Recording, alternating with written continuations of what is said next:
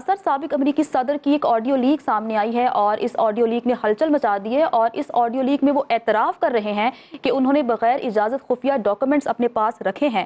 اگر ہم امریکہ جیسے ملک کی بات کریں تو وہاں پر پرائیویسی لاز کیا ہیں، کس طرح سے ان پر امپلیمنٹ ہوتا ہے، کیا سزائیں دی جاتی ہیں، اس حوالے سے کیا کہیں گے آپ؟ جی، اس میں اگر آپ میچور ڈیموکریسیز دیکھیں، چاہے وہ یو ایس ہے، یو کے ہے، تو پرائیویسی لاز اور نیشنل سیکورٹی کو ایک بیلنس کیا گیا ہے۔ پرائیویسی ڈیفینیٹلی ہے، پرائیویسی اسلام میں بھی ہے، آپ کی فیملی کی پرائیویسی ہے، آپ کی ایک گھر کی پرائیویسی ہے، and then whatever you discuss.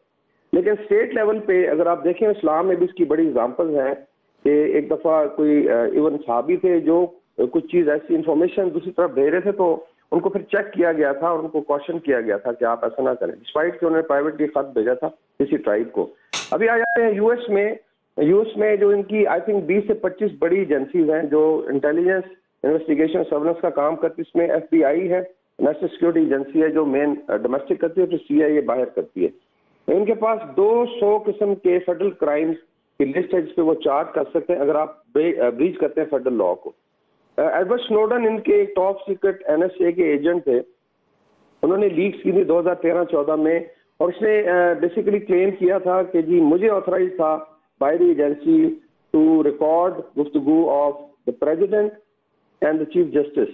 And کہتا ہے anybody in United States and anybody outside United, جہاں تک ان کی پہنچ ہے۔ So basically and definitely it is authorized by the state جو ہے، یا اسٹیٹ کی جو سیکرٹ ایجنسی ہے۔ اسی طریقے سے آپ آ جائیں باب وڈورڈ کی جو جتنی بھی بکس ہیں، ہر پریزیڈنٹ پہ اس سے لکھی ہیں، normally they are based on leaks جو ہے۔ تو جو اسٹیٹس ہیں، میچور اسٹیٹس ہیں، ایک تو وہ گارڈ کرتی ہیں،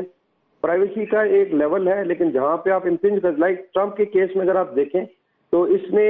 اس کے بعد ایک سرکاری ڈاکومنٹ تھا، موسٹ پرابلی وہ شیئر کیا جو آڈیو میں بھی فیل بھی ہوتا ہے، اور کوئی بک لکھوا رہا تھا کہ اس میں ڈال دیں، اور وہاں پہ وہ کہتے ہیں جی کہ یہ تو پھر آفیشیل ہمارا سیکرٹس ہیں، اس کے لاز کی خلاف ورزی ہے اور آپ نہیں کر سکتے، تو وہ کہتے ہیں ہاں ایسا تو ہے۔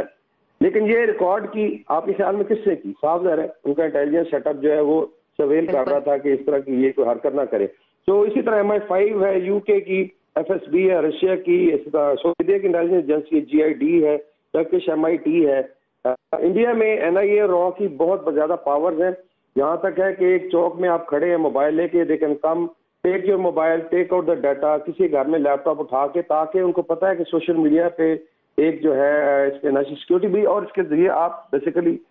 مابس کریٹ کر سکتے ہیں۔ تو یہ پاور دی گئی ہیں۔ یہاں پہ پاکستان میں بہت شور مچتا ہے کہ جب بھی اس طرح کی لیٹ سے کوئی حرکت کر رہا ہے، کوئی پولیٹیشین، یہاں پہ تو اسالٹ کر دیا انہوں نے اسٹیٹ پہ، ملٹری انسٹالیشن پہ، اور بھی ہیومن رائٹس کا شور مچا رہے ہیں۔ تو I think they need to educate people on the balance between need for privacy,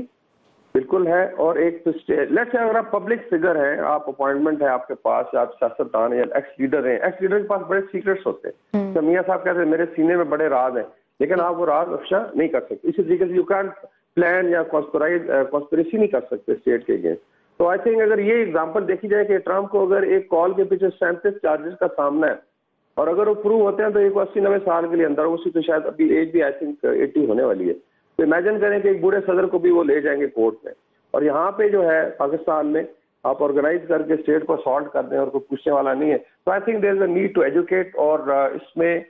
جو بیلنس، اور ہمیں دیکھنا چاہیے کہ باقی رشیا ہے، چائنا ہے، اسی طرح ڈیموکریٹک کنٹریز ہیں، ایون بنگلہ دیش میں آرمی ایکٹ ہے، بنگلہ دیش آرمی ایکٹ لگا ہوا ہے بیکاز دے فیل اٹ کہ اسٹیٹ کو آپ نے بچانا ہے۔ تو جہاں پہ ایک انفارمیشن کی اتنی آئی تھنک پروٹیکشن ہے US لا میں، تو امیجن کہ جو اسٹیٹ ہے اس کی کتنی پروٹیکشن ہے۔ تو اس لحاظ سے I think we need to educate especially youth کو۔ بالکل۔